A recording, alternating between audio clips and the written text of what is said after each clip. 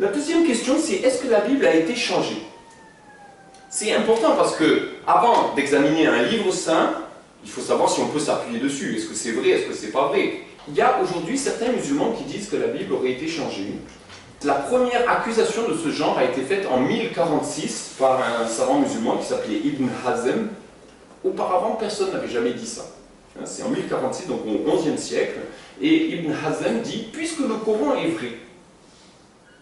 Donc il parle du postulat que le Coran est vrai. Et puisqu'il y a des contradictions, j'en déduis que puisque le prophète Mohammed nous dit d'honorer le Saint-Évangile, c'est qu'entre le prophète Mohammed et aujourd'hui, au XIe siècle, il y a eu des modifications. C'est Ibn Hazm qui dit ça. C'est le premier à parler de falsification. Dans le Coran, il y a eu des accusations contre les gens du livre, mais les accusations ne sont pas d'avoir changé le texte. C'est des accusations, c'est les Juifs dissimulent certains versets. Ou alors, il y a des accusations, ils falsifient volontairement le sens des versets. C'est-à-dire qu'il y a un mot écrit et ils falsifient le sens. Mais le mot est là. Si on regarde dans la Bible, par exemple, il est dit « tu ne te feras pas d'image pour te prosterner devant ». Ce verset est toujours là. Mais malgré tout, beaucoup de chrétiens font des images et se prosternent devant les images, n'est-ce pas? Donc le verset est toujours là. Mais il y a des chrétiens qui ont changé le sens. Dans l'Évangile, il est dit « n'interdisez à personne de se marier ». Et tous les pasteurs, les prêtres, devraient avoir le droit de se marier. C'est normal, c'est naturel. Mais aujourd'hui, il y a des chrétiens qui interdisent à certaines catégories de se marier. Et ça crée plein de problèmes. Parce que derrière, on va avoir des abus, on va avoir des choses qui ne vont pas, parce que justement, on a désobéi à la parole de Dieu. Mais la parole de Dieu n'a pas été changée. Le verset qui dit « n'interdisez à personne de se marier » dans toutes les Bibles protestantes, catholiques, orthodoxes, c'est toujours là. En fait, protestants, catholiques, orthodoxes, on a exactement la même Bible. Et les protestants, les juifs, les chrétiens, on a tous le même Ancien Testament, la première partie de la Bible, la Torah. Elle est rigoureusement identique.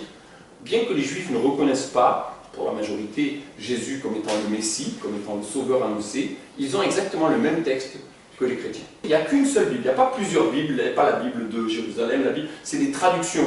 Quand on a deux langues, forcément on ne traduit pas forcément exactement. Si je dis par exemple en anglais « This girl is nice », la traduction ça peut être « cette fille est jolie » ou ça peut être « cette fille est gentille ». Comment je sais? C'est en fonction du contexte. D'accord? De la même façon qu'on traduit de l'hébreu, l'Ancien Testament, en français, ou de grec, le Nouveau Testament, en français, les mots, des fois, ce n'est pas exactement les mêmes, mais ce n'est pas pour ça que c'est falsifié. C'est seulement que c'est traduit différemment. On lit une traduction catholique ou une traduction protestante, ça veut dire la même chose, en fait, au bout du compte. C'est seulement les mots qui ne sont pas rigoureusement identiques, parce que c'est une traduction. C'est la même chose pour n'importe quelle traduction. Ensuite, il y a une deuxième chose à examiner. C'est que s'il y avait eu un changement, ben, il faudrait savoir qu'est-ce qui a été changé. Par qui? Quand? Entre le 7e et le 11e siècle, le christianisme était déjà répandu de partout dans le monde. L'Arménie était chrétienne, l'Égypte était chrétienne, la Turquie était chrétienne, qu'on appelait l'Anatolie. Et en fait, toutes ces Bibles, de toutes ces différentes communautés, sont rigoureusement les mêmes. Les Juifs et les chrétiens, est-ce qu'ils se seraient mis d'accord pour changer la Torah ensemble? C'est impossible, non? Comment les Juifs et les chrétiens, qui ont toujours été en guerre les uns contre les autres, auraient-ils pu se mettre d'accord pour modifier les mêmes textes? C'est pas possible, n'est-ce pas?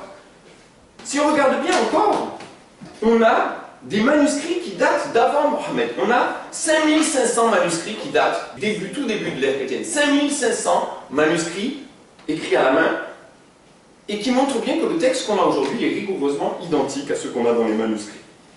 Je vais plus loin. On a 25 000 textes manuscrits des différentes traductions, parce que la Bible a été traduite tout de suite en syriaque, en araméen, en grec, en latin, dans beaucoup des langues. On peut vérifier que c'est le même texte qui est traduit. Donc il aurait fallu aussi changer les manuscrits. Vous imaginez, il faut falsifier, gratter. On a des manuscrits qui datent d'avant et qui montrent que le texte est identique. Je vais plus loin.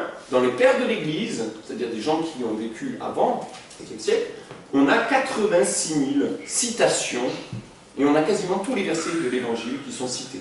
C'est rigoureusement identique.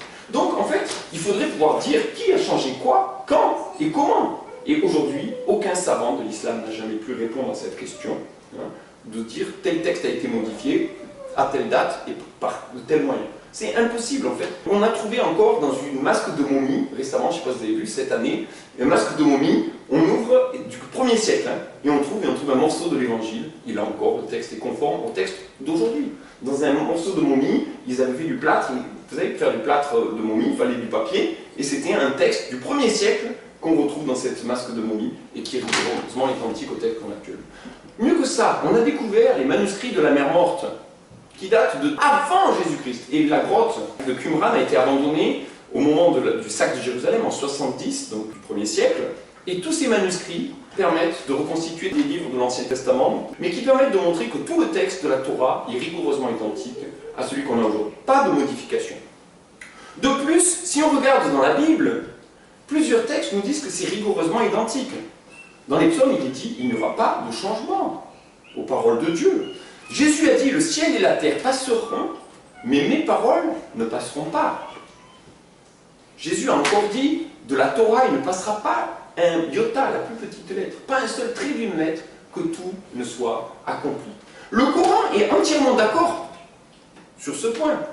Il y a un verset dans le Coran, c'est dans la sourate 10, et au verset 64, il est dit « Il n'y aura pas de changement aux paroles d'Allah. » Il n'y aura pas de changement aux paroles d'Allah. Je répète la référence, c'est Coran 10, 64. Donc un texte qui peut être abrogé, un texte qui peut être changé, n'est pas la parole de Dieu, ne peut pas être la parole de Dieu. L'évangile n'a jamais été modifié, n'a jamais été changé, sinon il ne pourrait pas être la parole de Dieu. Mieux que ça, dans le Coran, sourate 5, verset 46, il est dit, il y a dans l'évangile la lumière et la direction. Sourate 5, verset 46. Dans le Coran, il est encore dit, au chapitre 10, sourate 10, verset 94, ô Mohammed, si tu es dans le doute sur ce qui t'a été descendu d'en haut, demande à ceux qui lisent le livre révélé avant. C'est quoi le livre révélé avant? C'est la Bible. Coran, chapitre 16, sourate 16, verset 43, demandez aux gens du rappel, c'est comme ça qu'on appelle parfois les chrétiens dans le Coran, si vous ne savez pas, demandez aux gens du rappel si vous ne savez pas. Beaucoup d'histoires qui sont mentionnées dans le Coran, en fait leur texte se trouve dans la Torah et l'Évangile. Il y a eu ensuite d'autres savants qui ont dit d'autres choses, mais ça c'est le texte du Coran. Et quand le tafsir contredit le Coran, qui faut-il écouter? Le tafsir ou le Coran? Je pense qu'un musulman devrait avoir une priorité dans le Coran par rapport au tafsir. Le tafsir dit que l'évangile est modifié, le Coran nous dit qu'il y a dans l'évangile la lumière et la direction. Donc si la Bible n'a pas été changée, ensuite il faut voir aussi comment on la comprend. C'est une chose supplémentaire.